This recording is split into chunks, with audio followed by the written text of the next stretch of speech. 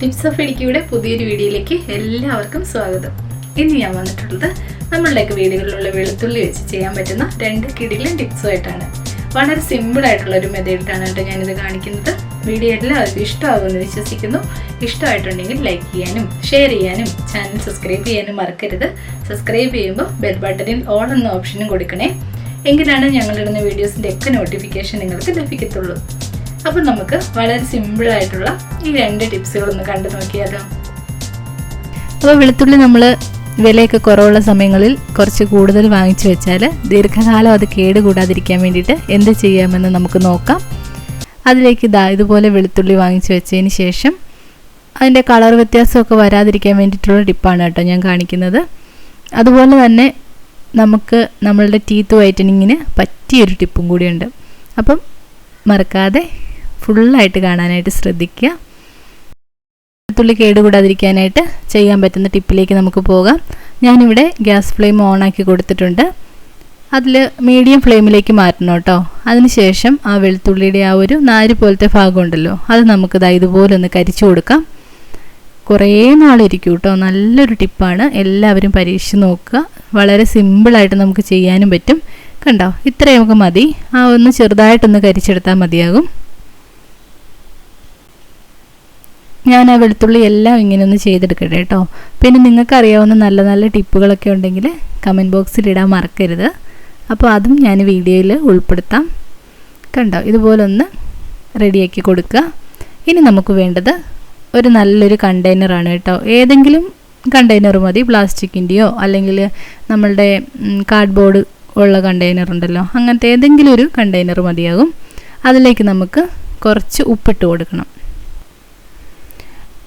ആ പാത്രത്തിൻ്റെ അടിവശം ഒന്ന് നികപ്പെ ഒന്ന് ഉപ്പിട്ട് കൊടുക്കണേ. ഇതുപോലെ ഇട്ട് കൊടുത്താൽ മതിയാകും. ഇനി നമുക്ക് ഒരു സ്പൂണും കൊണ്ട് അത് ഇതുപോലെ ഒന്ന് നിരത്തിയിട്ട് കൊടുക്കാം. കണ്ടോ, ആ കട്ടയൊക്കെ ഒന്ന് ഉടച്ച് ഇട്ട് കൊടുക്കുക. ഇനി അതിലേക്ക് നമുക്ക് ആ റെഡിയാക്കി വെച്ചിരിക്കുന്ന വെളുത്തുള്ളി അങ്ങ് വെച്ച് കൊടുക്കുക. നമ്മൾ റെഡിയാക്കി വെച്ചിരിക്കുന്ന വെളുത്തുള്ളികൾ ഇതുപോലെയാണ് കേട്ടോ വെച്ച് കൊടുക്കേണ്ടത്. കണ്ടോ, നമ്മൾ ആ കരിച്ച ഭാഗം താഴേക്കാക്കിയിട്ട് ആ ഉപ്പിലങ്ങ് നന്നായിട്ടൊന്ന് അമർത്തി വെച്ച് കൊടുക്കുക. നല്ല ഇഫക്റ്റീവായിട്ടുള്ളൊരു മാർഗ്ഗമാണ്. കേടുകൂടാതെ ആ ഒരു വൈറ്റ് കളറൊക്കെ പോവാതെ കുറേ നാൾ നമുക്ക് ഇങ്ങനെ സ്റ്റോർ ചെയ്യാനായിട്ട് സാധിക്കും. ഫ്രിഡ്ജിലൊന്നും നമ്മൾ വെളുത്തുള്ളി സൂക്ഷിക്കാറില്ലല്ലോ. അപ്പോൾ പുറത്ത് വയ്ക്കുന്ന സമയങ്ങളിൽ നമുക്ക് ഇതുപോലെ നിങ്ങളൊന്ന് ചെയ്ത് നോക്കുവാണെങ്കിൽ ഫ്രിഡ്ജ് വെക്കാൻ പറ്റത്തില്ലല്ലോ വെളുത്തുള്ളി. അപ്പോൾ ആ ഒരു സമയങ്ങളിൽ നമുക്ക് ഇതുപോലൊന്ന് സ്റ്റോർ ചെയ്യാം. ഫ്രിഡ്ജ് വെക്കാൻ പറ്റത്തില്ലല്ലോ വെളുത്തുള്ളി. ആ ഒരു സമയങ്ങളിൽ നമുക്ക് ഈ ടിപ്പൊന്ന് പരീക്ഷിച്ച് നോക്കാം. നല്ല ഇഫക്റ്റീവായിട്ടുള്ളൊരു ടിപ്പാണ്. ഇതുപോലെ വെക്കുക. ഇനി അതിൻ്റെ മുകൾ ഭാഗത്തായിട്ട് കുറച്ച് ഉപ്പും കൂടി ഇട്ട് കൊടുക്കുക കേട്ടോ.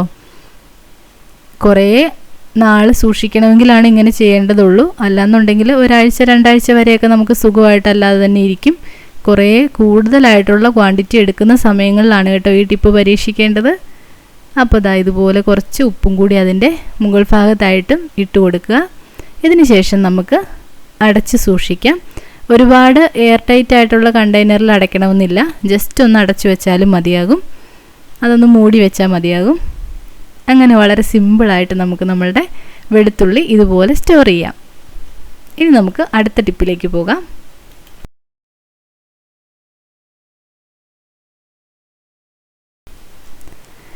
കുറച്ച് വെളുത്തുള്ളിയുടെ തൊലി ഞാനിവിടെ റെഡിയാക്കി വെച്ചിട്ടുണ്ട്. ഞാനിത് കറികൾക്കൊക്കെ എടുത്തതിന് ശേഷം സൂക്ഷിച്ച് വെച്ചതാണ് കേട്ടോ. നമ്മൾ സാധാരണ വലിച്ച് കളയാറാണ് പതിവ്. ഇനി നിങ്ങളൊന്ന് സൂക്ഷിച്ച് വെക്കുക. അതിനുശേഷം ഈ ടിപ്പൊന്ന് പരീക്ഷിച്ച് നോക്കുക. നല്ലൊരു ഇഫക്റ്റീവായിട്ടുള്ളൊരു മാർഗ്ഗമാണ്. കുറച്ച് വൃത്തിയായിട്ടുള്ളൊരു കണ്ടെയ്നറിലിട്ട് സൂക്ഷിച്ചാൽ മതിയാകും. അപ്പോൾ കുറച്ച് ദിവസത്തെ വെളുത്തുള്ളിയുടെ തൊലി വേണമല്ലോ നമുക്ക് ഇങ്ങനെയൊന്ന് ചെയ്തെടുക്കാനായിട്ട്. അപ്പോൾ സൂക്ഷിച്ച് വെച്ചതിന് ശേഷം നമുക്കൊരു പാത്രത്തിലിട്ട് ഇതൊന്ന് വറുത്തെടുക്കണം. ഞാനിവിടെ ഒരു പാത്രം വെച്ച് കൊടുത്തിട്ടുണ്ട്. ഇതുപോലത്തെ ഒരു പാത്രം മതിയാകും. നമ്മളുടെ ചീനച്ചട്ടി മതിയാകും കേട്ടോ. അതിലേക്ക് എണ്ണയൊന്നും ഒഴിക്കരുത്. എണ്ണയൊന്നും ഒഴിക്കാതെ ഇത് നല്ല ചൂടായിട്ടിരിക്കുന്ന സമയത്ത് നമുക്ക് ഈ വെളുത്തുള്ളിയുടെ തൊലി അങ്ങോട്ട് ഇട്ട് കൊടുക്കാം. പണ്ടുള്ള കാരണവന്മാരുണ്ടാക്കുന്നൊരു പല്ല് വെളുപ്പിക്കാനുള്ളൊരു മാർഗ്ഗമാണ് കേട്ടോ ഇത്. നല്ല ക്ലിയറായിട്ട് വെളുക്കുകയും ചെയ്യും. അതുപോലെ തന്നെ നമ്മളുടെ ടീത്തിലുള്ള ബാഡ് സ്മെല്ല്, വായിലുള്ള ബാഡ് സ്മെല്ലൊക്കെ പോവുകയും ചെയ്യും. അപ്പോൾ നിങ്ങൾക്കൊന്ന് പരീക്ഷിച്ച് നോക്കാവുന്നതേ ഉള്ളൂ. നമ്മളുടെ വീട്ടിലുള്ള നമ്മൾ വലിച്ച് കളയുന്നൊരു സാധനം വെച്ച് നമുക്ക് വളരെ സിമ്പിളായിട്ട് ഉണ്ടാക്കിയെടുക്കാം കേട്ടോ.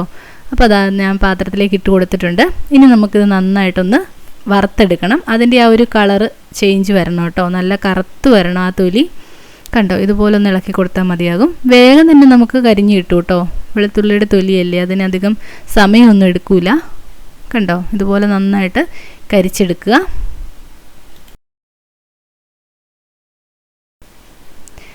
ഈ ഒരു കളറിലാവണം കേട്ടോ നമ്മൾ വറുത്തെടുക്കുന്ന ആ ഒരു തൊലി ഉണ്ടാവേണ്ടത്, ഉള്ളിയുടെ തൊലി ഉണ്ടാവേണ്ടത്. നമുക്കിത് ഇനി തണുത്തതിന് ശേഷം പൊടിച്ചെടുക്കണം. പൊടിച്ചെടുക്കുമ്പം നമുക്കൊന്നെങ്കിൽ അരകല്ലിൽ വെച്ച് പൊടിച്ചെടുക്കാം. അരകല്ലിൽ വെച്ച് പൊടിച്ചെടുക്കുവാണെങ്കിൽ നല്ല വൃത്തിയായിട്ട് ഫൈൻ പേസ്റ്റായിട്ട് പൊടിഞ്ഞ് കിട്ടും. മിക്സിയുടെ ജാറിൽ വേണമെങ്കിലും പൊടിക്കാം കേട്ടോ, കുഴപ്പമൊന്നുമില്ല. ഞാനിവിടെ മിക്സിയുടെ ജാറിലിട്ടാണ് പൊടിക്കുന്നത്. അപ്പം അരകല്ലുള്ളവർ അങ്ങനെ പരീക്ഷിക്കുക. അപ്പം നല്ല കറക്റ്റായിട്ട് പൊടിഞ്ഞ് കിട്ടും. കണ്ടോ, ഇതുപോലെ ഒന്ന് നല്ല കറുത്ത കളറിലേക്ക് ആക്കി എടുക്കണം കേട്ടോ. ഇനി നമുക്കിത് പൊടിച്ചു മാറ്റാം. വെളുത്തുള്ളിയുടെ ഗുണങ്ങളൊക്കെ ഞാൻ പറയാതെ തന്നെ എല്ലാവർക്കും അറിയാമല്ലോ. നമുക്ക് നമ്മളുടെ ഗ്യാസ് സംബന്ധമായിട്ടുള്ള പ്രശ്നങ്ങൾക്ക് അതൊന്ന് കരിച്ചിട്ട് കഴിക്കുവാണെങ്കിൽ, അതായത് ഒന്ന് ചുട്ടിട്ട് കഴിക്കുവാണെങ്കിൽ, വെളുത്തുള്ളി ചുട്ടിട്ട് കഴിക്കുവാണെങ്കിൽ നല്ല ഇഫക്റ്റീവാണ് കേട്ടോ. നല്ല ഹോം റെമഡിയാണ്. നമ്മളുടെ ഗ്യാസ് വയറിലുള്ള പ്രശ്നങ്ങൾക്കൊക്കെ നല്ല പരിഹാരമാണ്. അതുപോലെ തന്നെ നമുക്ക് രോഗപ്രതിരോധ ശേഷിക്കും വെളുത്തുള്ളി വളരെ നല്ലതാണ്. കണ്ടോ, ഇവിടെ ഞാനിനി ഇത് പൊടിച്ചെടുത്തിട്ടുണ്ട്. ഈ ഒരു രീതിയിലാക്കിയിട്ടുണ്ട് കേട്ടോ. നല്ല ഫൈനായിട്ട് പൊടിച്ചെടുക്കണം. അപ്പം വളരെ സിമ്പിളായിട്ടുള്ള ഒരു നമ്മൾക്ക് ടീത്ത് വൈറ്റനിങ് ആയിട്ടുള്ളൊരു പൊടി ഇവിടെ റെഡി ആയിട്ടുണ്ട്. ഇനി ഇതിലേക്ക് ഞാൻ ചേർത്ത് കൊടുക്കുന്നത് കുറച്ച് ഉപ്പാണ്. കുറച്ച് ഉപ്പ് മതി കേട്ടോ. നമ്മളുടെ ആ ഒരു പൊടി എത്രത്തോളം ആണോ അതിലേക്ക് ഒരു പിഞ്ച് ഉപ്പിട്ട് കൊടുക്കുക. ഇവിടെ ഞാനിനി പൊടിച്ച് വെച്ചിട്ടിരിക്കുന്ന ആ ഒരു പൗഡറിലേക്ക് കുറച്ച് ഉപ്പ് ചേർത്ത് കൊടുക്കുന്നുണ്ട്. ഒരു നുള്ളുപ്പ് മതി കേട്ടോ. ഇതുപോലെ ഒന്ന് മിക്സ് ചെയ്ത് വെക്കുക. അപ്പം കുറേ നാൾ കേടുകൂടാതെ ഇരിക്കാൻ വേണ്ടിയിട്ട് നമുക്കിത് സഹായിക്കും. കുറേ നാൾ നമുക്കിത് നല്ല അടപ്പുള്ള പാത്രത്തിൽ അടച്ചു വെക്കുവാണെങ്കിൽ നമുക്ക് യൂസ് ചെയ്യാനായിട്ട് പറ്റും. കണ്ടോ, ഈ ഒരു രീതിയിലേക്ക് വരൂ കേട്ടോ. അപ്പോൾ എല്ലാവരും ഒന്ന് ട്രൈ ചെയ്ത് നോക്കുക. നല്ല സിമ്പിളായിട്ടുള്ള നല്ലൊരു മെത്തേഡാണ്. നിങ്ങളുടെ അഭിപ്രായങ്ങളൊക്കെ കമൻറ്റ് ബോക്സിൽ ഇടാൻ മറക്കരുത്. ഇനി നമുക്ക് മറ്റൊരു രീതിയിലും കൂടി ഇത് യൂസ് ചെയ്യാം. അതും കൂടി ഞാൻ കാണിച്ചു തരാവേ. ഇവിടെ നമ്മൾ റെഡിയാക്കി വെച്ചിരിക്കുന്ന ആ ഒരു പൊടി തന്നെയാണ് കേട്ടോ എടുത്തിരിക്കുന്നത്. അതിലേക്ക് ഞാൻ ചേർത്ത് കൊടുക്കുന്നത് കുറച്ച് കോൾഗേറ്റാണ്. നമ്മളുടെ വീടുകളിൽ എല്ലാവരുടെയും വീടുകളിലുണ്ടല്ലോ. അപ്പം ബ്രഷ് ചെയ്യുന്നവർക്ക് ഈ ഒരു കോൾഗേറ്റ് ഉപയോഗിച്ച് അതിൻ്റെ കൂടെ ഈ ഒരു പൊടിയും കൂടെ ഒന്ന് മിക്സ് ചെയ്തെടുക്കുവാണെങ്കിൽ നന്നായിട്ട് കറക്റ്റ് കളറിലേക്ക് വരും. അപ്പം നമ്മുടെ പല്ലിലെ കറകളൊക്കെ പോകാൻ വേണ്ടിയിട്ട് ഇത് ഒരുപാട് സഹായിക്കും കേട്ടോ. അപ്പം അങ്ങനെ വേണമെങ്കിലും നിങ്ങൾക്കിത് ഉപയോഗിക്കാം. അത് രണ്ട് രീതിയിൽ നിങ്ങൾക്ക് ഉപയോഗിക്കാം. ഒന്ന് ഉപ്പ് ചേർത്ത് ഉപയോഗിക്കാം, അല്ലാന്നുണ്ടെങ്കിൽ നമുക്ക് നമ്മളുടെ കോൾഗേറ്റ് ചേർത്തൊന്ന് മിക്സ് ചെയ്തതിന് ശേഷവും ഉപയോഗിക്കാം. ബ്രഷിലൊക്കെ തേച്ച് ഉപയോഗിക്കുന്നവർക്കാണെങ്കിൽ ഇങ്ങനെ യൂസ് ചെയ്യുന്നതിന് യാതൊരു പ്രോബ്ലവും ഇല്ല. അപ്പം വളരെ എളുപ്പമുള്ള സിമ്പിളായിട്ടുള്ളൊരു മെത്തേഡാണ്. എല്ലാവരും ട്രൈ ചെയ്ത് നോക്കുക. ഇന്നത്തെ വീഡിയോ ഇത്രയേ ഉള്ളൂ. ഇനിയും നല്ല നല്ല വീഡിയോകളും വ്ളോഗുകളും ഒക്കെ ആയിട്ട് ഞാൻ വരാം. ഇതുവരെ സപ്പോർട്ട് ചെയ്ത എല്ലാവർക്കും ഒരുപാട് നന്ദി. തുടർന്നും വീഡിയോസൊക്കെ കണ്ട് സപ്പോർട്ട് ചെയ്യുമല്ലോ. അടുത്ത വീഡിയോയിൽ കാണാം. Thanks for watching.